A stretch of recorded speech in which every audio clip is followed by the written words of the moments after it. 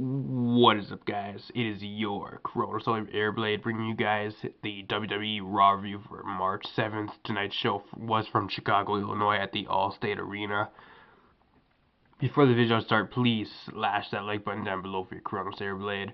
And also, if you do want more WWE content, hit that subscribe button down below as well. Really helps me out as well. That supports the channel. Decent show tonight. I'm just going to start this review off with, I guess maybe the crowd made it a little bit better than it actually was, but you have the show kicking off with Shane McMahon, which is probably the highlight of the show. It's going to be the highlight for the next 2 weeks, probably until the week before WrestleMania, before he comes back on Raw or something again. Comes out, addresses Vince McMahon, saying that Vince is actually a dirty old bastard.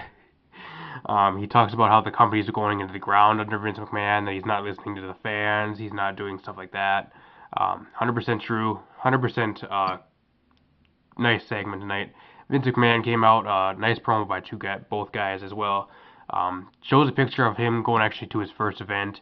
He drops a picture, stomps on it, and he said, "That was back when you were my son, but now you ain't my son anymore, because after WrestleMania, when Undertaker beats you, you're going to be a nothing."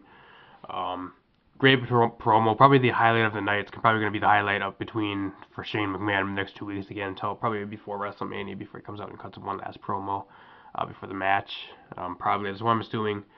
A lot of yes chants. You had CM Punk chant when Vince McMahon came out. CM Punk chant actually pissed Vince McMahon off.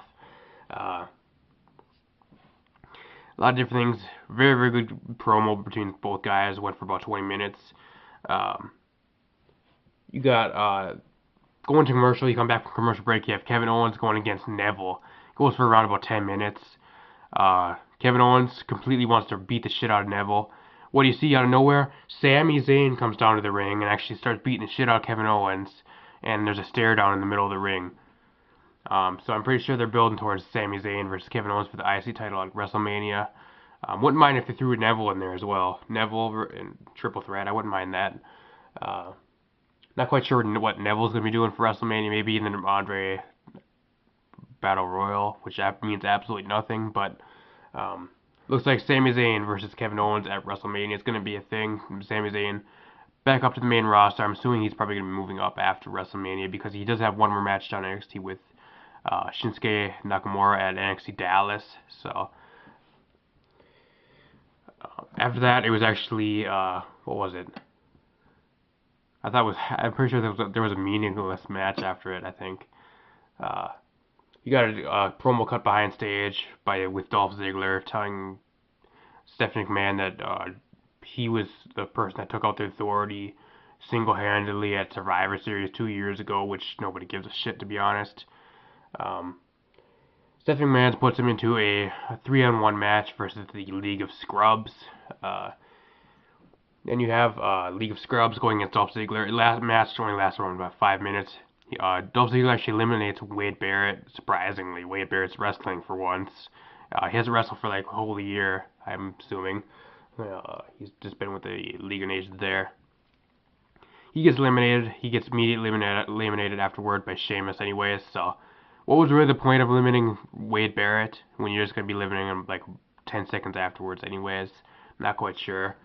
If you want to really make the League of Nations look strong, you would have had them eliminate Wade Barrett without anybody being eliminated. That just made Wade Barrett look like a weak link of the League of Nations, in my opinion. But League of Nations pick up the victory over Dolph Ziggler. It doesn't matter whatsoever, because Dolph Ziggler's a complete scrub lately. So you got what else was it? For Divas, you had Sasha Banks and Becky Lynch going against Tamina and Naomi. Match really doesn't get underway, or well, it gets underway, but throughout the match, have some turmoil between Sasha Banks and Becky Lynch. Becky Lynch and Sasha Banks actually do pick up the victory though over the Team Bad. Woo, yeah, Bad, yeah, good job. Good to see Sasha Banks and Becky Lynch. Charlotte was outside the ring. Announced for WrestleMania triple threat: Becky, Sasha, and Charlotte at WrestleMania for the title. nice match. Should be a damn good match. 3 of the horsewomen, 4th one being Bailey, not there. So got the best ones up on the roster. You might as well use them at WrestleMania, in my opinion. Um,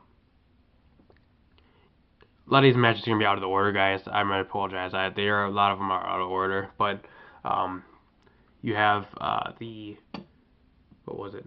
AJ Styles, Y2AJ versus the New Day tonight. Pretty damn good match, to be honest. Went for about 15 minutes.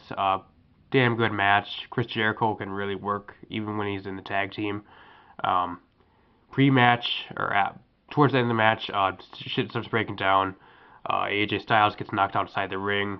Chris Jericho's beasting inside the ring, being a one-man wrecking ball, taking out everybody. Big E comes in, gets his ass handed to him. Out of nowhere, Big E actually goes for the big ending, gets the 1-2-3 on Jericho, and the match is over like that. I was like sitting there like, what the fuck happened? Pre-match, Jericho's down in the middle of the ring. AJ Styles trying to help him up. Out of nowhere, which I kind of predicted this. It's really Chris Jericho is going to be turning heel no matter what here soon. Out of nowhere, delivers a code breaker to AJ Styles. He actually delivers 3 code breakers. After the 3rd code breaker, he actually lets AJ Styles and actually says that Y2AJ can suck a dick to AJ Styles on live television. I was laughing my ass off about that. And he actually takes a Y2AJ shirt and stuffed it into AJ Styles' mouth. Very good segment because the crowd actually he got a massive booze from the crowd in Chicago tonight. Decent segment. Chris Jericho turning heel. Not quite sure where it's going to be going into WrestleMania. If it's going to be AJ Styles versus Chris Jericho on Mania again. Not quite sure, but definitely no more tag team. No more tag team for them. Especially when we can tell what he told AJ that Y2AJ could suck a dick.